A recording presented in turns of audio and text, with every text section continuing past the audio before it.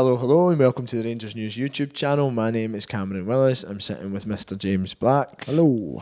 On today's episode, we're going to discuss what has been quite an incredible meltdown for 3 weeks. I think it's the mother of all meltdowns coming out of Celtic Park.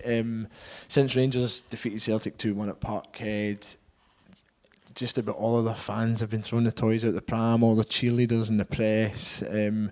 There has been so much kind of rage directed at Alfredo Morelos, Ryan Kent, Rangers in general. It was one game, James, and there's still so much football to play. But if the meltdown is like this after we beat them at Parkhead, what would it be like should we win the title in May? I need to get a t-shirt with this made up on it. To the car park, Declan, to the car park. It would be monumental. It would be. The last 3 weeks have been incredible. Seriously, I mean, there's been no football, but in an earlier discussion we were talking about Alfredo Morelos and the rage clicks and all this stuff, but there has just been such a hysteria. There's already cries of conspiracy. There's already talk of like cheating, and it's remarkable. You've missed the best bit. You've missed the best bit of the whole meltdown. What's that? Alfredo Morelos' heinous assault on Ryan Christie, which has left the poor Celtic man apparently missing a testicle. Oh, I seen that. Aye, that's wild. That's wild. Who comes up with this nonsense? If people are willing to believe it, this is the issue. Do you know what I mean? It's just so hurting. But I mean, it's so hurting from it that any old guff that kind of directs their rage away from their own team and onto Rangers is kind of accepted as gospel. I think. And a good thing. What some of the Celtic support don't know, they make up. And I think that so much of it has been like that. I mean, for me, it's such an iconic victory, but we start again now. And I think the longer that they obsess over that, and the longer that they call for bans and they call for kind of retrospective action, and they keep the discussion going about it, the longer they concentrate on it, it's good for us. As long as we are focusing on what's in front of us and not behind us, as long as that doesn't go to our heads, and as long as we don't get the kind of campaign that's happening in the background affect us going into the season. I think Mick Beale was making comments about that as well, to support us, just to focus on our side. I think a lot of it is to do with kind of unsettling the Rangers support and the good feeling in the Rangers support after that. On the face of it, it maybe looks like that, but I don't think it's anything to do with that. I just think they are having that literal 3-year-old temper tantrum. I don't think that there's as much foresight to thinking that if we do X, Y, and Z, then potentially this will happen to Rangers down the line. I just think they've absolutely blown it, and you've taken their favourite toy away from them, and they're now kicking and screaming, and they want it back. I think so as well. I think they just can't take it. I think for so long, right, they had this idea that we were dead, we'd never come back. All the jelly and ice cream stuff. And that kind of delusion, that kind of we're going to get 10 in a row thing, that they do not want that to crack or break, and cracks are beginning kind of to show, and I mean, Rangers themselves have to prove it. They have to get closer to them in the second half of the season. We have to maintain this kind of consistency, but they can begin to feel it. And this is they were convinced, absolutely convinced, that we would never lay a glove on them again, and. I mean, this is just the beginning. We saw an element of it last season when we beat them at the same time when Ryan Jack scored. This time was 10 times as bad. Last January was a storm in a teacup compared to this. Yeah.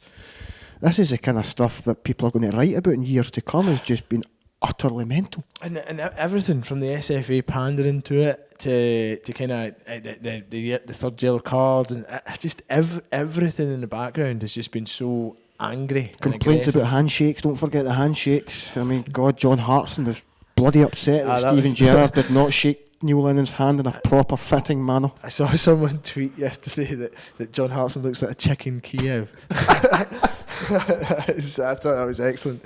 He is. I mean, the bitterest chicken Kiev in existence. Between Hartson and Sutton, you know what I mean. They're sore.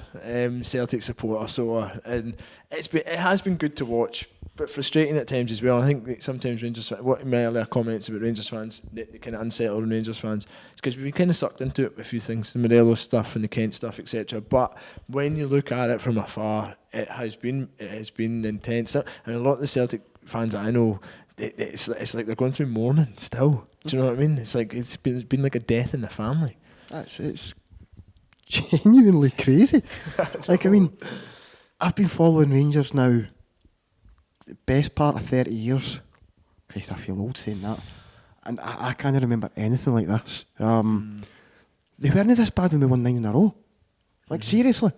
We won 9 titles in the spin, and I don't remember them being anywhere close to this bonkers. Before the age of social media, which I think's winding it up. True, but you still had your phone-ins and what have you that were all kind of fanning the flames, and I think most of them just kind of accepted that that's the way football goes. Sometimes there's never going to be...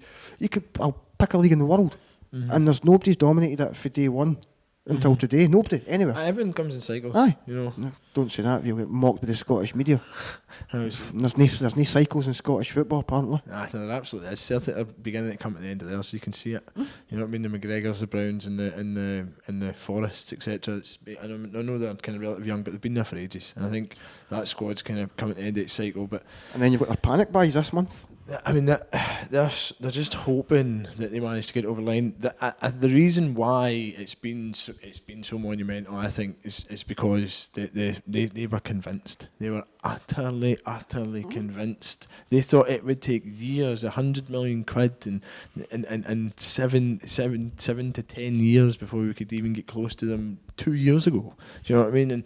And it's credit Steven Gerrard and the team, and to Dave King and everybody in the background at Rangers, that we've managed to kind of get to this level, but we're not there yet. We haven't won anything yet. And as much as the Celtic fans have melted down, I don't think Rangers fans are being over gluttonous about this. I mean, that's one of the big surprises as well. I mean, it's not as if Rangers fans are like looking too far ahead after this. I think we're aware. I mean, I don't speak on behalf of all Rangers fans. I speak on behalf of myself and the ones I've had conversations with. But we're ready to kind of lock down and work in the next few months. We're not getting too far ahead. We enjoyed the victory, but we're aware that we haven't won anything yet. We're not goading them, and they are absolutely melting down. I mean, say they drop points this week against Kilmarnock, and we go top of the league with that game in hand. I mean, it's only going to snowball, and it is up to us to keep the pressure on them. It just shows you how much that they've lost the plot over this. I mean, I seen something on Twitter, it was either last week or the week before, discussing Peter Lawwell's wages across the city. And they discovered that he's paid more than any Premier League chief executive. And when I say more, I mean like considerably more by several factors. And that set them off even further. What's Big Pete getting all this money for when he's done bugger all and whatever else? Why are they not spunking money up the wall on the next Robert Lewandowski and all that? They're just absolutely everything just now is fair game for them. And it's fantastic. Lennon's next. I mean, I'll go back to some of the earlier episodes of this, the main podcast. And some of the guys in Celtic said, he needs to go, he's not the right man for Celtic. We're 6-7 months in the line, and we're very, very close to that being the same. The turning point for Lennon was when they beat us at Ibrox, and then suddenly they're all on his side, and everything was going good. But I absolutely agree with you. We are the benchmark for everything that they do. I know. I mean, from there, everything was happy-go-lucky, and then suddenly everything's kind of tense. I don't think they're there yet, but the meltdown not far away. They're not far away. The meltdown has been astonishing. I think it's up to us to keep it going.